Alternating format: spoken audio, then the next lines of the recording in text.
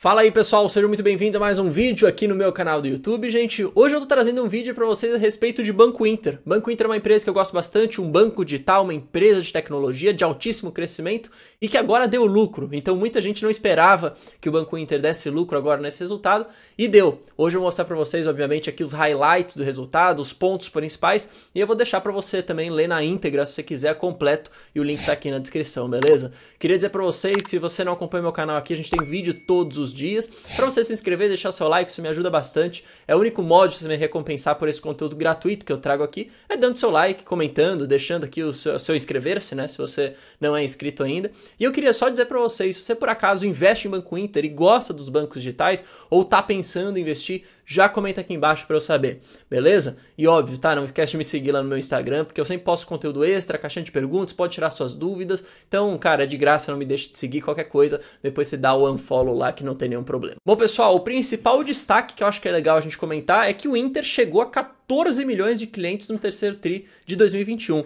Um crescimento, tá, de 16% comparado ao trimestre anterior e um crescimento que quase que o dobro comparado ao ano passado. Ou seja, uma empresa, como eu comentei para vocês, de altíssimo crescimento, que está buscando cada vez mais trazer uma base de clientes para dentro. Tá? Eles alcançaram 869 milhões em receitas totais, isso foi um crescimento de 149% comparado ao ano passado e 36% comparado ao trimestre passado. Tá? Foram 345 milhões de receita de serviços, tá? Isso um crescimento de 157%, e o resto foi o resto da receita, né? Claro. Atingimos uma receita média ARPU, isso é super interessante, tá? De olhar numa empresa de tecnologia. O ARPU é uma métrica, tá? Para você saber se na média, né, cada usuário está gastando mais, né? Ou seja, está trazendo mais receita. É interessante que ao longo do tempo a gente veja uma evolução do ARPU, tá? O Inter chegou aí num ARPU médio, né? Num ARPU, na verdade, né? Porque o ARPU já é médio, né? Isso é uma sigla em inglês, significa Average Revenue Per User, de 207,19 centavos. Ou seja, um crescimento de 20% comparado ao ano passado e um crescimento de 12% comparado ao trimestre passado. Como eu falei para vocês, numa empresa de crescimento, numa empresa de tecnologia, é legal a gente ver sempre o crescimento da base de clientes e também ver o crescimento do ARPU. Essas duas coisas estão crescendo no Inter, o que já dá uma noção aqui pra gente logo de cara que foi um resultado super interessante que a empresa de fato está crescendo, tá? Um custo servir por cliente, CTS, né, que é uma métrica também muito importante de ver, de 110%, uma queda de 11%, né, isso é interessante também. Alcançamos um cross-selling de 3,43 produtos por cliente no terceiro TRI de 21, crescimento de 17%. Por que é interessante o cross-sell? Justamente para o Inter conseguir trabalhar bem a base de clientes dele e fazer com que o usuário deixe, né, receita em todas as linhas de serviço. Então, quando você faz o cross-sell, né, que é vender esses produtos como se fosse um cross, né, e por isso que chama cross-sell, é super interessante que a gente veja um aumento cada vez mais do cross-sell. Isso mostra, querendo ou não, uma iniciativa eficiente da empresa em engajar ali a base de usuários e fazer com que eles gastem em todos os pontos de serviço, aumentando cada vez mais o ARPU, aumentando cada vez mais a receita. E aqui, como eu mostrei para vocês, apresentou um lucro líquido de 19,2 milhões, atingindo 58,3 milhões no acumulado do ano. Aí você fala, pô, Bruno, mas pô, você pega o Itaú, você pega o Bradesco, tem um lucro muito maior. Mas é claro, aqui a gente tem empresas de dinâmicas diferentes, tá? Por um lado a gente tem um banco mais maduro, mais consolidado, do outro lado a gente tem um banco digital trazendo mais inovações, uma empresa de crescimento, o que é normal a gente ver, pelo menos no curto espaço de tempo, no curto e médio, vai, uma empresa que não é tão lucrativa assim, às vezes até dá prejuízo, mas o interessante é que a gente veja, por outro lado, né, a base de clientes aumentando, o cross-selling aumentando, o ARPU aumentando, as receitas aumentando. Isso faz com que a empresa consiga, lá no futuro, né, obviamente, gerar cada vez mais rentabilidade em cima da base e aí se tornar cada vez mais lucrativa. Esse é o grande desafio, esse é o grande risco, obviamente. Tem empresa que acaba crescendo bastante, mas não consegue rentabilizar a base de clientes, o que torna o business, vamos dizer assim, impraticável, o que faz com que a empresa vá por água abaixo. Não acho que seja o caso do Inter.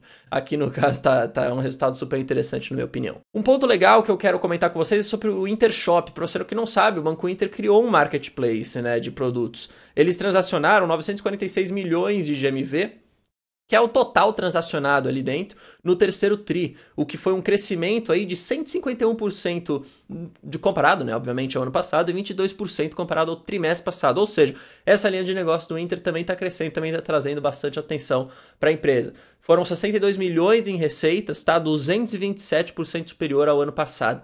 muito, muito interessante. Take rate, que é basicamente quanto que eles tiram ali do GMV, né? Quanto que eles ficam com isso, foi 1,9 pontos percentuais acima do take rate do ano passado, né? Do 3T20, né? Terceiro trimestre de 2020. O que também é super interessante, vocês percebem, todas as linhas principais onde o Inter consegue crescer cliente, crescer receita, ele tem aumentado, ele tem trazido resultados melhores que o ano passado.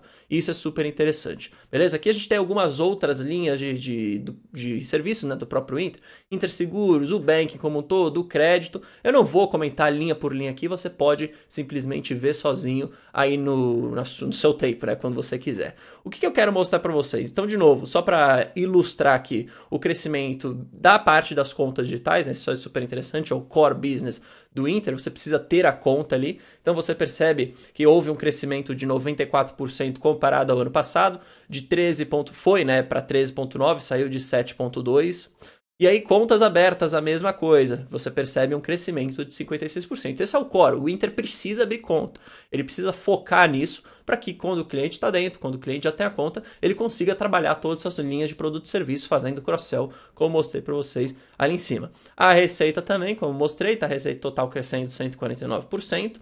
Acho legal mostrar essa quebra aqui da receita de serviço, então você percebe o Intershop já trazendo uma parte relevante da receita aqui, na minha opinião. Como vocês podem perceber, olha só a mudança, tá, comparado ao ano passado. Você tem aqui cartões, obviamente, como a linha principal aí de serviços. Você tem a própria conta digital, o Inter Invest, agora que tem ficado cada vez mais forte, a assessoria de crédito, Interseguros. Então percebe que todas as linhas de serviços, né, tem crescido receita, o que é super interessante. No consolidado, foi 157% de receita a mais aí nessa parte de serviços. NII, que é essa receita de intermediação financeira, como vocês podem ver, 137% de crescimento também, sai ali de 191,9 para 455 no terceiro tri de 2021, o que também é super interessante. Aqui a gente tem a receita líquida total, já falei para vocês. O ARPO, né, que é essa métrica super interessante. Então você percebe que eles quebram o ARPO em dois, né? O ARPO relacionado a crédito e o ARPO relacionado a serviço. Ambos estão crescendo, né? Ambos crescem. Então, como você pode ver, o ARPO do crédito sai de 97,83 para 107,80, enquanto o ARPO de serviço sai de 7,524 para 9,939.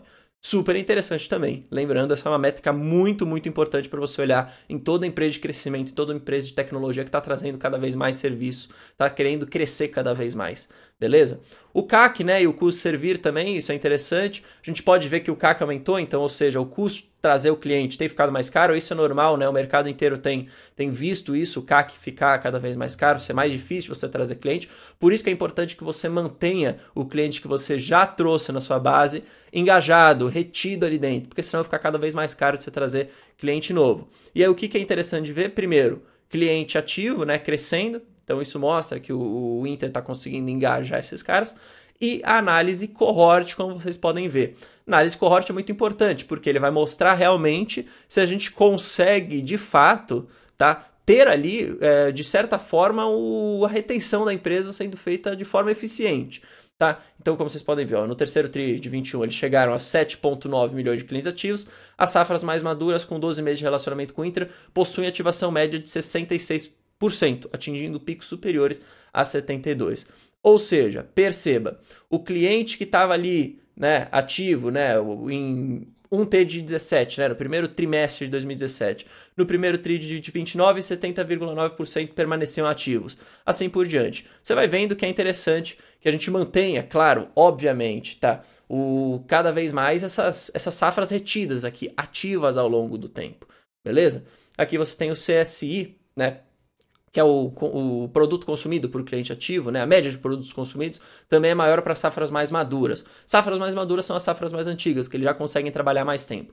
Se a gente fosse ver, tá, as safras mais maduras, tá? Safras que estão mais antigas, perdendo essa atividade, perdendo essa retenção, isso seria super importante, né, de saber, seria um risco muito grande. Por quê? Porque a empresa estaria gastando para trazer o cliente e não estaria conseguindo reter. E aí, como vocês viram ali em cima, o CAC está ficando cada vez mais caro.